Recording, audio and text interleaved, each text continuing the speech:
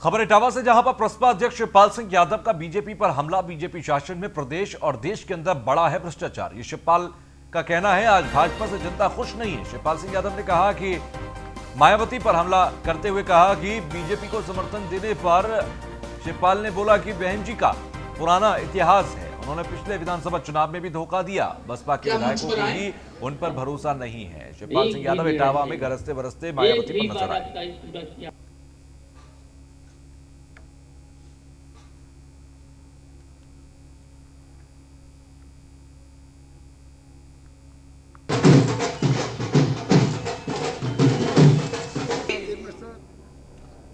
Sir शिक्षण मैं आपको पहचान रहा हूं और आपसे निवेदन करता हूं कि आप मंच पर आए।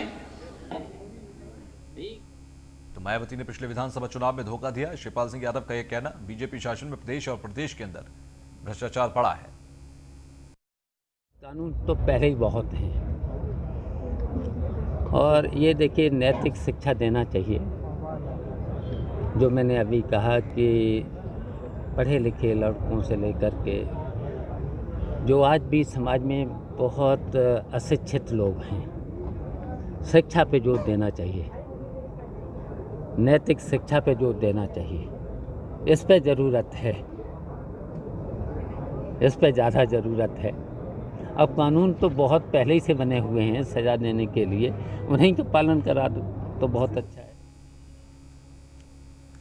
मैं आपको पहचान रहा हूं और आपसे निवेदन करता हूं कि आप मंच पर आए। चंचल दुबे हमारे साथ इटावा से जुड़ गई हैं। चंचल, आज शिवपाल सिंह यादव ने जिस तरह से मायावती पर हमला बोला, क्योंकि जिस तरह से आजकल सियासती समीकरण नजर आते हैं कि बीजेपी और बसपा के बीच में कहीं ना कहीं अनकहे रिश्ते नजर आने लगे हैं, तो ऐसे में क्या शिवपाल सिंह यादव का ये 2022 की तरफ इशारा था? बिल्कुल, आपको बता दूं, जिस तरीके से चुनाव पास आ रहे हैं उसी तरीके से प्रसपा अध्यक्ष शिवपाल सिंह यादव का बड़ा बयान आया है। उन्होंने कहा है कि पार्टी बनाने के बाद हमारे लोग कहते थे कि हम भाजपा की बी टीम हैं। वहीं मेरे पास भाजपा का ऑफर भी आया था, पर हम भाजपा में नहीं गए। आपको बता दें, वही मायावती द्वारा जो भाजपा का समर्थन कर बोले थे शिवपाल, बहन जी का पुराना इतिहास उन्होंने पिछले विधानसभा चुनाव में भी धोखा दिया था, जिससे पहले भाजपा को भी धोखा दिया था। बसपा के विधायकों को भी उन पर भरोसा नहीं है। विधायक टूटकर दूसरे दलों में बराबर शामिल हो रहे हैं। जिस तरीके का बयान जो शिवपाल सिंह यादव द्वारा दिया गया है, बराबर विपक्षियों पर उनके द्वारा चंचल, जो अगर हम देखें प्रदेश के अंदर तमाम 4 पार्टियां ही अगर हम देख लें, जिसमें बसपा, सपा, कांग्रेस और बीजेपी, बसपा ही मेरे ख्याल से इकलौती ऐसी पार्टी है जिसने पिछले 2 से 3 दशकों में, जब से पार्टी बनी तब से लेकर अब तक, हर पार्टी के साथ मिलकर सरकार में या तो प्रत्यक्ष या फिर अप्रत्यक्ष तौर पर सरकार में आने की कोशिश की है।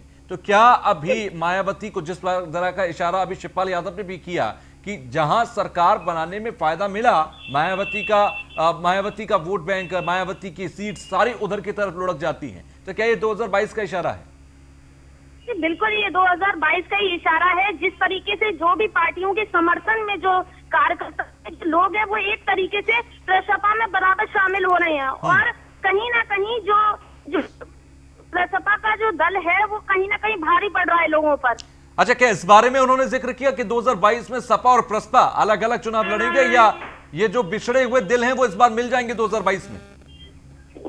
जी, बराबर जो शिवपाल सिंह यादव है उनका कहना यही है कि वे पार्टी में साथ काम करना चाहते हैं, कार्यकर्ताओं के साथ, सपा के कार्यकर्ताओं के साथ में मिलकर काम करना चाहते हैं। पर उनका जो कहना है कि अब मैं झुकूंगा नहीं।